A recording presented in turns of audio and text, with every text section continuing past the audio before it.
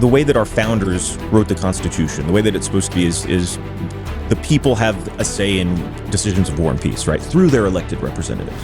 After 9/11, you had some pretty broad-reaching authorizations for military force as a reaction to that gave very broad power to the executive, to the president, to say this is a foreign terrorist organization and kind of go anywhere in the world, gloves off. Mm-hmm. And what we've seen, though, is that having these authorizations for military force that are disconnected from any sunset or disconnected from the actual conditions that brought about them being laws or put on the books. We're now decades past this. Less than 10% of the members of Congress that authorized that military force are even still in Congress anymore. Mm-hmm. And so, it's been a long time coming, but we are seeing from both sides of the aisle a greater appetite to say that, Congress should be involved in these decisions. Americans are capable of achieving extraordinary things when they have the freedom and opportunity to do so. This is American Potential. Welcome to the American Potential Podcast. I'm your host, David Fromm. So as we roll here into the end of the year, we're doing our last few episodes, and we've been talking to the leaders of Libre, Americans for Prosperity, Concerned Veterans for America, and our podcast team. And so I'm happy to talk about what happened this year and what we're looking forward to next year with the Executive Director of Concerned Veterans for America, John Vick. Thanks for joining us again, John. Yeah, thank you so much for having me again. It's a pleasure. Yeah, so this has been an exciting year. Well, for you personally, we're excited because you took over early this year. So I'm sure it's been a learning experience and a lot of great experiences, but also, so I'd like to hear about that a little bit and like your reflections on that as you kind of got up to speed and, have taken the helm of this organization. But then before that, maybe talk to us a little bit about what, for folks who might not know, what is Concerned Veterans for America? Sure. Well, Concerned Veterans for America is the only national grassroots organization which is purpose-built to amplify veterans' voices across every aspect of American governance, right? So, we're not a VSO like the American Legion or VFW. We're veteran-led, we're veteran-centric. We have a lot of people that volunteer with us and are on our staff that are not veterans themselves, but care about our issue set, because our issue set is everything that matters for America. We always like to say when we're talking to members of Congress or groups of vets out in the field, I never went overseas to Iraq or Africa to fight for like a veteran's benefit or for a veteran's issue. I care about that stuff, of course. But no, you go overseas. We all did for American values, for the American way of life, defend the American dream. And so when we come back, we do want to talk about all those things that matter to every American. We care about our kids' Christmas just as much as you all do. Yeah, so. That's great. Yeah. So you've been in the job for a little under a year. Maybe it's 9 months to you. I'm not sure exactly, but what have you learned? What's been your reflection on it? Have you liked it? Very much liked it. It's been a lot of fun. It's been intense too, though. It's it's not like flying the plane while you build it. It's been more like building a ship while you're cruising through waves and stuff. Because it's been so much transformation. We've grown a lot. We've gone into several new states in terms of our physical footprint. We've also expanded a great deal digitally, and that's brought a lot more people into the fold that can help us advocate for the issues that matter to us. But no, it's a tremendous staff, really brilliant, very capable people that absolutely are as passionate as I am about doing this. So it's been a really phenomenal year. Great. Well, so as you reflect on the year, what have been the major issues that CVA has worked on? What are maybe some of your prouder moments? Like what has been the main focus of effort? Yeah, well, we've taken some really big swings. There's three main policy areas that we focused on. The economy is a really big one that's kind of fundamental to every part of America, whether you're talking about national security or anything else.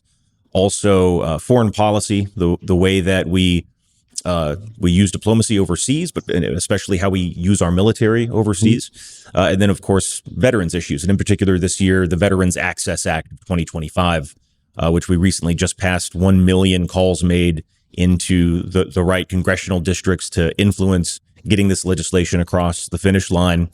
And so even during the shutdown, we did not shut down. We kept, pushing forward.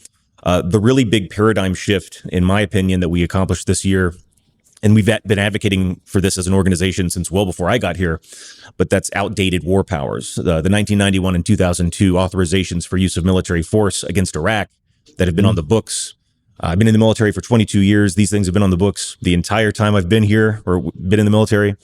And so looking at the 2026 National Defense Authorization Act, just passed last week, chops off those two authorizations for use of military force. There's still the 2001 AUMF that we're going to be working on, but it's a huge stride in bringing Congress back to its constitutional role as having, being a decision maker in decisions of war and peace. That's huge. We also played a big role in the getting the Veterans Access Act through the House, through the Senate, imminent passage on that. That's going to codify community care access standards for veterans, meaning basically if you're having a hard time getting an appointment, whether it's far away at a VA hospital or whether they want to make you wait 60 or 90 days, you should be able to go down the street and use the same doctor that the rest of your family does. Yeah. So choice like that. And then, of course, one big, beautiful bill became one big, beautiful act, the largest tax cut in American history, preventing the largest tax increase in American history. So we played a big role in that as well. We were very busy. Yeah. No, and in all kinds of different areas. I mean, excuse me. Going back to the repeal, excuse me, of the AUMFs in the National Defense Authorization Act. Maybe tell me why that's important. Sure. Well, the way that our founders wrote the Constitution, the way that it's supposed to be is the people have a say in decisions of war and peace, right? Through their elected representatives. And so after 9/11, you had some pretty broad reaching authorizations for military force as a reaction to that gave very broad power to the executive, to the president to, say this is a foreign terrorist organization. You can kind of go anywhere in the world, gloves off. Mm-hmm. And what we've seen, though, is that having these, authorizations for military force that are disconnected from any sunset or disconnected from the actual conditions that brought about them being laws or put on the books.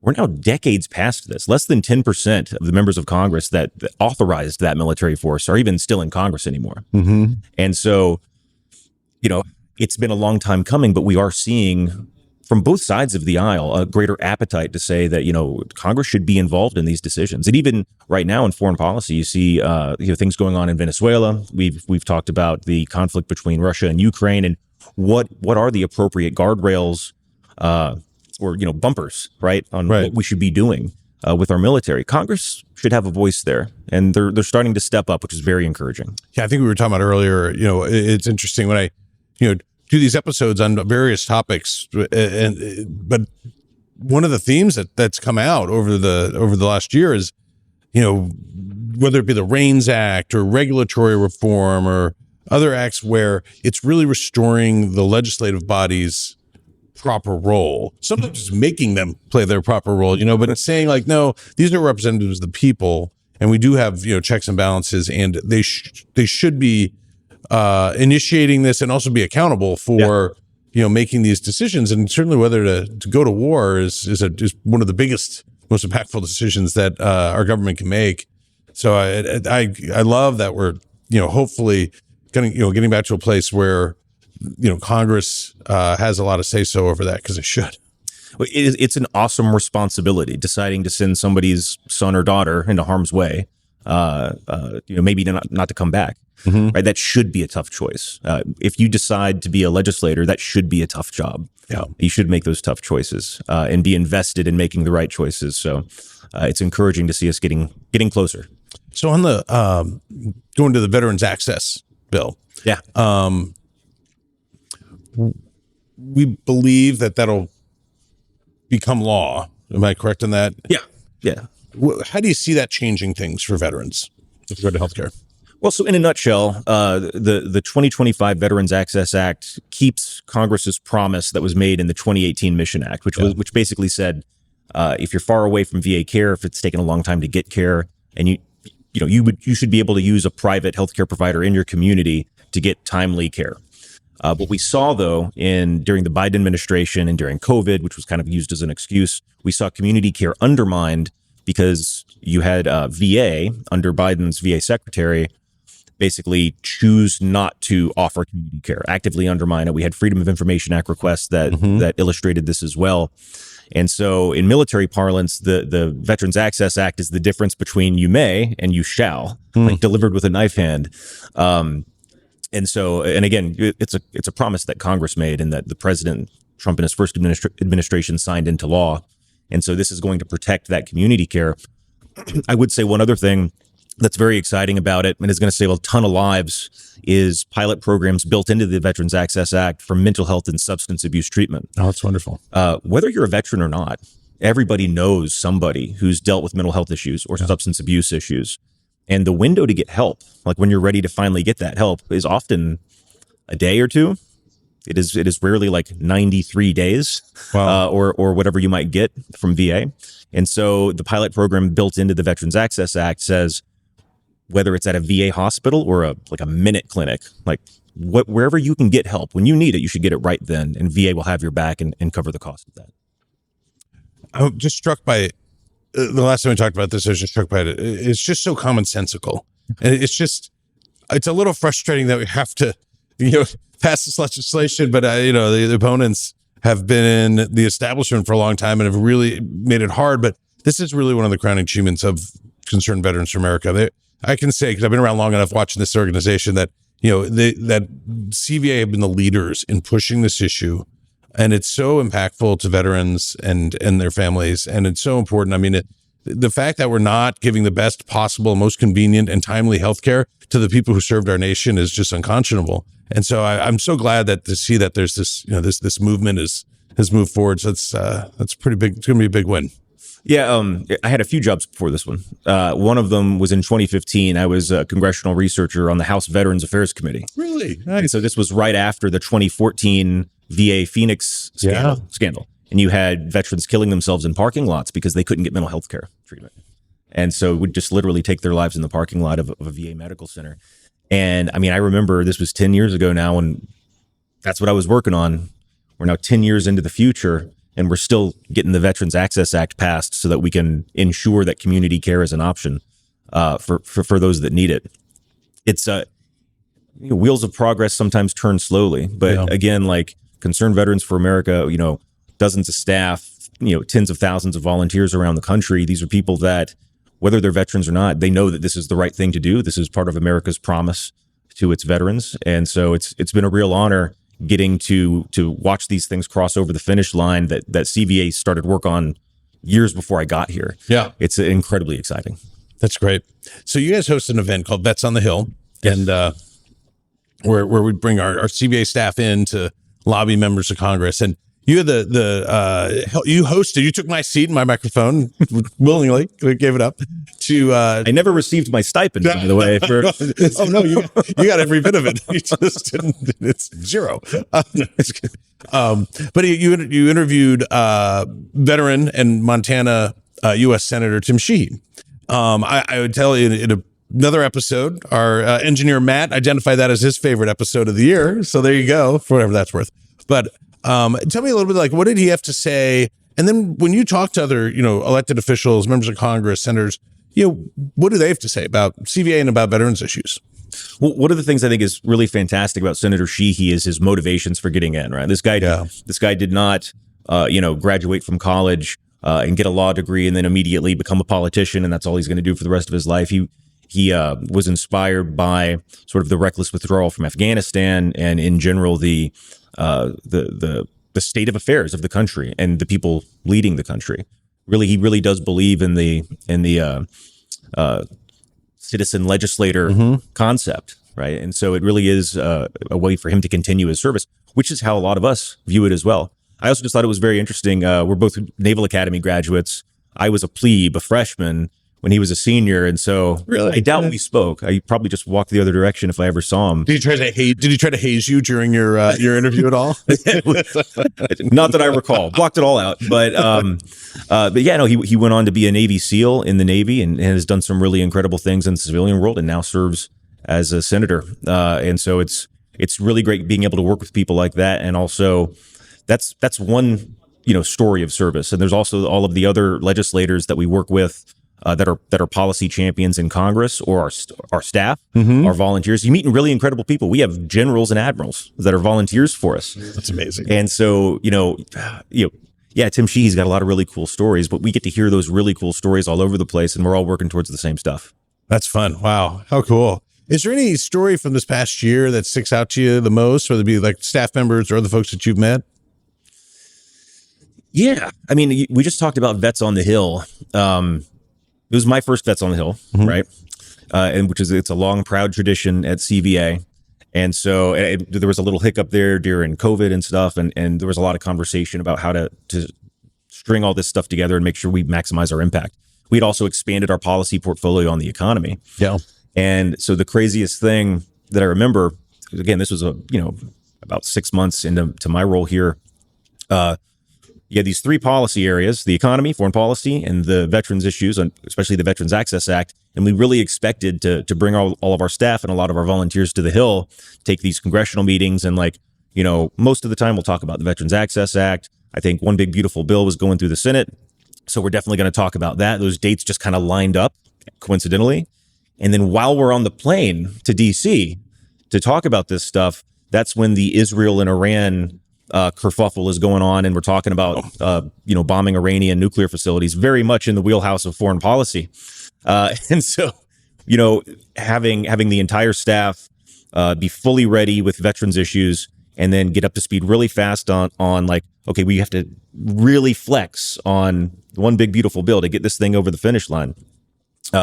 We also just recently worked on that rescissions package that saved $9 billion, I believe, for American families, and then having the foreign policy stuff go on top. Getting to see everything come together, not just our grassroots staff, but also our government affairs folks, our policy folks, our communications folks. All these parts of the team come together, and we're having practical application exercises. Like, here's questions you're going to get on Fordo nuclear facility in Iran from Congressman so-and-so. Right? Here's what you're probably going to get from Senator Sheehy. Having all of that come together and seeing the machine work seamlessly was a lot of fun. Also very stressful, but very fun. Yeah. That's awesome. Yes. Well, so now as we're looking forward to 2026, what's exciting to you, and what will CVA be doing? Yeah, so midterms coming up. There's hundreds of races that our team has identified where we might be able to have unique value in adding CVA's voice to those races. We've invested years in our policy champion relationships, and those folks are up for re-election. So we're definitely going to be in the field supporting our folks out there, but also I would say really continuing our digital expansion push. One of the things I do feel passionate about, because we do have a lot of staff, but you're never going to be able to cover hundreds of millions of Americans within a 20-mile radius. What I want to see in 2026 is that no matter where you are in the country, any state, any territory, Puerto Rico, Alaska, South Dakota, whatever, regardless of how close you are to somebody that works at CVA, if you signal that you're interested in this stuff, you care about these issues the way that we do, we should be able to reach out and connect with that person, train those people up, and empower them wherever they are to help us out on this stuff. Even on the Veterans Access Act, I mentioned the 1 million calls. A lot of those people live nowhere near me or anybody that works with us. That's right. But it's simply a matter of like, do you care about the Veterans Access Act? You want to save, veterans' lives? You call them up, you have that conversation, and then you say, well, do you want to tell your senator yourself? We can patch them right through. So being able to have this comprehensive 50-state approach, and again, like, this is what your democracy is about. You're supposed to be able to have an opinion and make your voice heard and have action happen in Washington, D.C. And so making that even more seamless, that's 2026 for us. That's fabulous. I know that you've done a lot of work to kind of restructure CVA, and I'm really excited for the reach that CVA has, and it's been cool to see your leadership putting your mark on it. So I'm excited for that.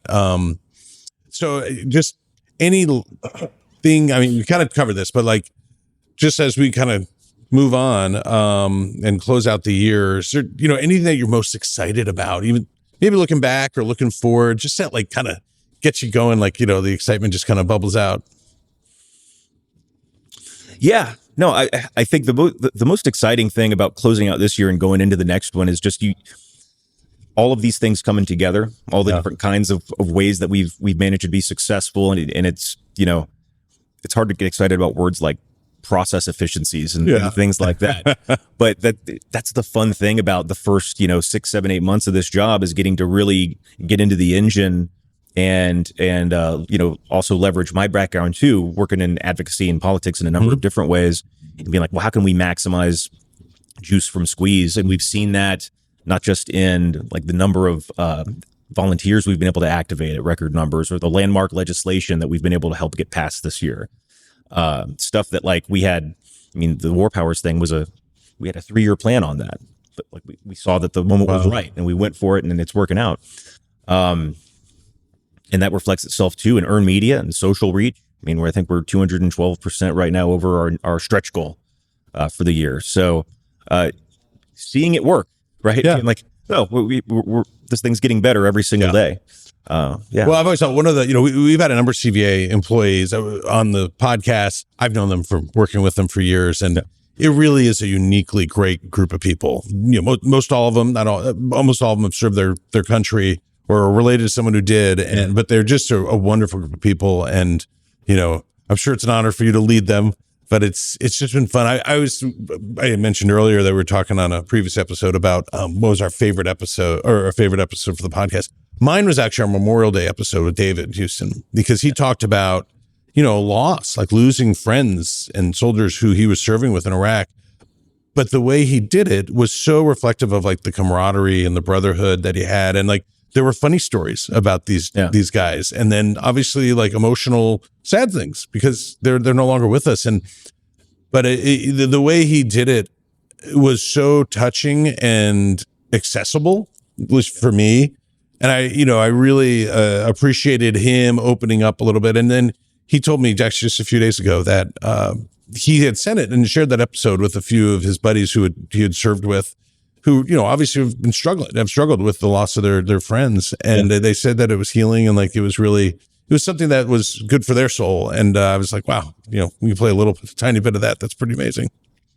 So. Yeah, no, that's awesome. And David Houston is a great guy. He was the deputy national grassroots director for us this year.